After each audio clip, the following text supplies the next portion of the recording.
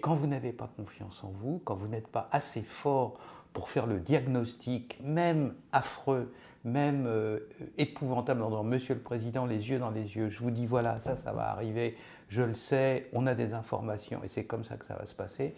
Quand vous n'avez pas cette capacité-là, eh bien, vous faites comme le miroir, vous savez, de la méchante reine dans Blanche-Neige. Miroir, dis-moi que je suis la plus belle. Et vous répétez les hantises du président et vous répétez les hantises du Premier ministre ou du ministre de l'Intérieur pour sauver votre place. On en est évidemment là.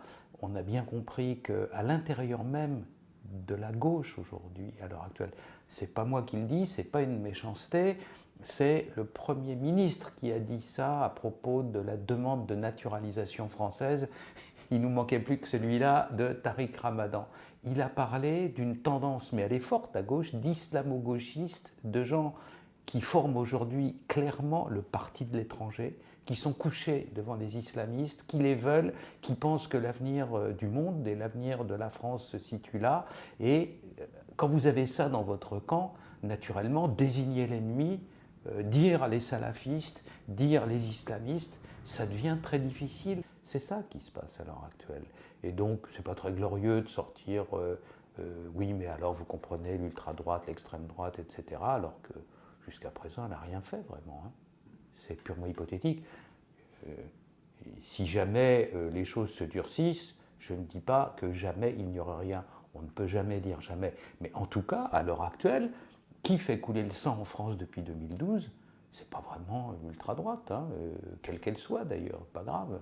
Et donc c'est un peu une solution de facilité que de hurler avec les loups. Quand on n'est pas très bon, ben, on copie, on répète ce que les autres souhaiteraient que vous disiez. Ça s'appelle de la courtisanerie. Le patron de la DGSI et l'ensemble du gouvernement à l'heure actuelle, ils ont, je vous dis, cette grande incertitude sur leur capacité, leurs compétences, leur connaissance des phénomènes. Savent-ils bien, au fond, quel est leur ennemi? Savent-ils bien ce que c'est vraiment que l'État islamique qu'ils combattent? Mais le connaissent-ils vraiment? Donc ils ont déjà cette inquiétude-là en eux, cette fragilité-là. Il y en a une autre, et je vais vous dire quelque chose que peu de gens savent. Quand il y a eu à Calais les affrontements et que le général Picmal est arrivé en disant mais c'est pas normal, etc., il y avait un commissaire de police qui a demandé à ses troupes d'aller l'arrêter. Savez-vous ce qui s'est passé? Ni les gendarmes, ni les policiers n'ont voulu arrêter cet homme. Le gendarme a dit, un général de la Légion, allez vous faire voir, aucun de mes hommes ne bougera. Il y a eu cet incroyable refus d'obéissance. Plus personne n'obéit à M. Hollande dans ce pays. La CGT ne lui obéit pas. Apparemment, certaines de ses anciennes amies non plus, parce que Mme Trierweiler a l'air d'en faire un peu à sa tête, mais alors personne ne lui obéit.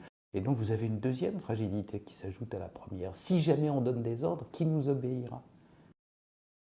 Les peuples régicides sont des peuples imprévisibles. Ils supportent, ils supportent, ils supportent, et un beau jour, ils renversent la table. Je crois qu'à l'heure actuelle, une partie de l'inquiétude qu'un peu servilement le patron du renseignement intérieur renvoie en boucle à son ministre, une partie de l'inquiétude, elle est là quand même. Qu'est-ce qui se passera le jour où... Et là, on ne sait pas, parce que vous avez vu, Mera, 7 morts, Charlie Hebdo 18, après ça 130, prenez la courbe, c'est ce que techniquement on appelle une courbe exponentielle. La prochaine fois, il est possible que ce soit 583 morts ou 827. Donc à partir du moment où ça se passe, je pense que le peuple français, qui est autour des grandes villes un peu mélangées comme ça, mais qui en dehors de ça, dans la zone périurbaine et dans la campagne, a gardé parfois sa rudesse des origines. Souvenez-vous de ce que sont les grèves paysannes, des fois, ou les blocages des paysans, c'est très violent. Hein. Il est possible que là, il y ait des dérapages. Il est possible que les gens ne supportent plus d'avoir des barbus en djellaba qui leur donnent des leçons sur la manière de vivre dans leur propre pays. C'est ça qu'ils craignent. Alors naturellement, c'est quelque chose d'affreux. Rien n'est plus grave qu'une guerre civile dans un pays, mais l'exaspération de la population, en grande partie du fait de l'incompétence des gens qui gouvernent nos instances de sécurité, devient telle que c'est quelque chose que j'aurais écarté en riant il y a encore 1 ou 2 ans. À l'heure actuelle, je suis moins sûr.